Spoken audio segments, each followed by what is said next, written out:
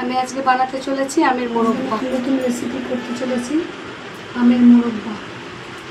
3টে কাঁচা আম নিয়ে নিয়েছি। কাঁচা আম 3টাকে ভালো করে জল দিয়ে ধুয়ে নিতে হবে। আমি ভালো করে ধুয়ে নিচ্ছি।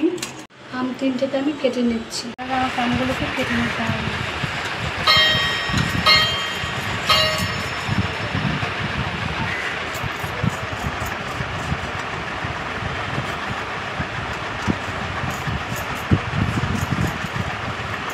বড় বড় আম তো বটিতে না কাটলে হবে না, একটু বটিতেই কাটতে হবে। সুন্দর করে খোসাগুলো ছাড়িয়ে নিয়ে কাটতে হবে।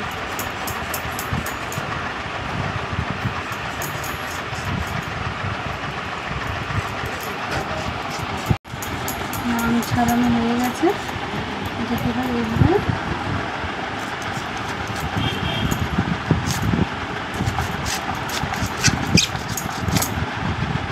এরকমই ছাড়িয়ে নিয়ে আমটাকে জলের মধ্যে চুবিয়ে দিতে হবে। এরকম করে আমি 3টে আম কেটে নিচ্ছি। আমার 3টে আম কাটা হয়ে গেছে। আমি এখন আমগুলোকে ধুয়ে নিয়ে ভিজিয়ে দিয়েছি জলে, ধুয়ে নিয়ে এবার আমি এটা হচ্ছে খেজুর কাটা। এই খেজুর কাটা দিয়ে আমগুলোকে এরকম করে কাঁচা কাঁচা করে নিয়ে পুরো রসটাকে ওর বার করে দিতে হবে।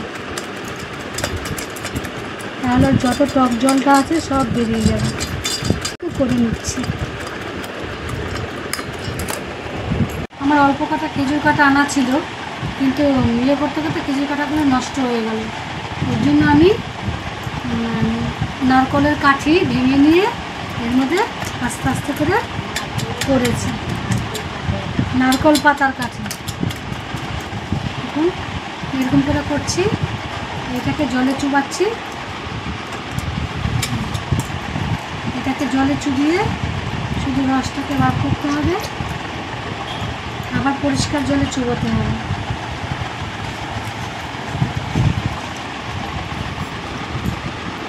এরকম করে পুরো পরিষ্কার জল আবার চুবোতে হবে।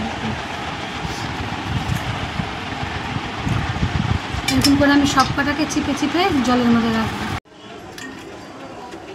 আমি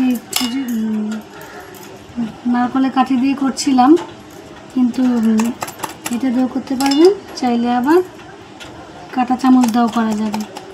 চারদিকে এরকম ভালো করে নিয়ে এরকম হয়ে যাবে। এটাকে জলে চিবিয়ে এই পুরো রসটা বেরোবে। এরকম 3-4 বার করে হালকা হাতে করে করে রসটাকে পুরো টক জলটা বেরিয়ে যাবে। আমি এরকম করে নিচ্ছি, আবার জলটাকে পাল্টিয়ে নিয়ে আসছি। এই জলটা আমাদের করা হয়েছে, ফেলা হয়েছে। তাকে আরও আলতো হাতে আরেকটু কেচতে হবে। কেচার পরে দেখুন এরকম একদম সুন্দর হয়ে গেছে, মমের মতো। শুদ্ধ জল পাল্টানো হবে। একটু কষ্ট হয়, কিন্তু খেতে এত স্বাদ হয়,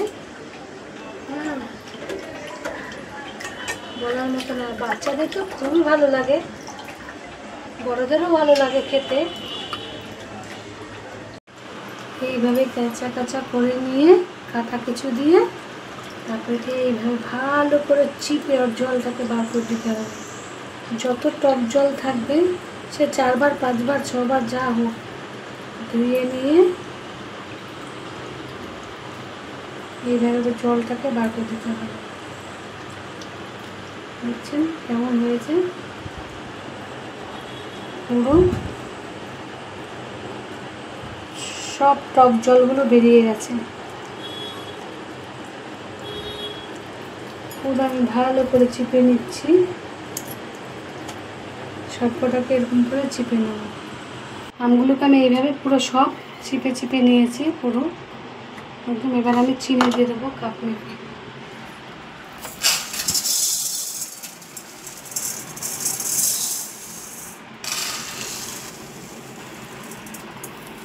আমের মুরব্বা হবে যেহেতু চিনিটা একটু বেশি লাগবে, 2 কাপ চিনি দিয়ে। এখানে আমি 1 কাপেরও কম জল দিচ্ছি।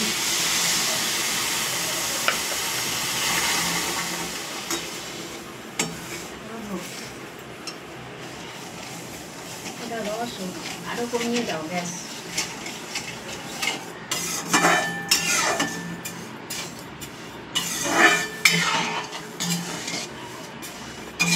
এটাকে আমাকে থেকে থেকে নাড়তে হবে।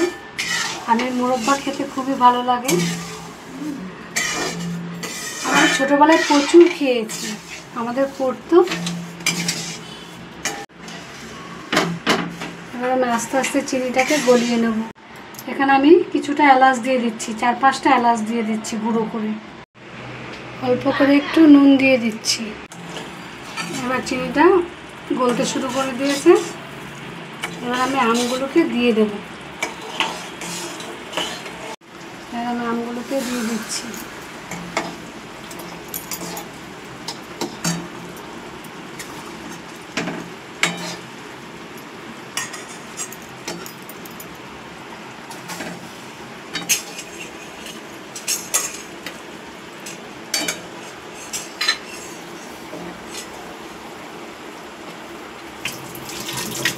এখন করে সব কটা আম দিয়ে দিচ্ছি।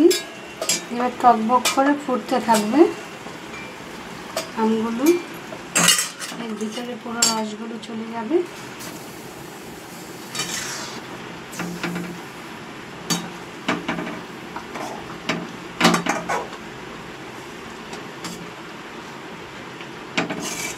এখন করে কিছুক্ষণ ফুট খাবে, ফুটতে থাক একটু আস্তে আস্তে। রেসিপিটা একদমই নতুন রেসিপি, আমের মুরব্বা। খেতে খুবই স্বাদ, খুব টেস্ট খেতে, এত ভালো লাগে। আমাদের তো একটা খেয়ে পোষাই না, এত ভালোবাসি আমরা। এখন ফুলে পুরো রসগোল্লার মতো হয়ে গেছে। এই রেসিপিটা অবশ্যই একবার বাড়িতে করবেন, একবার করে খেয়ে দেখবেন, খুবই ভালো লাগবে।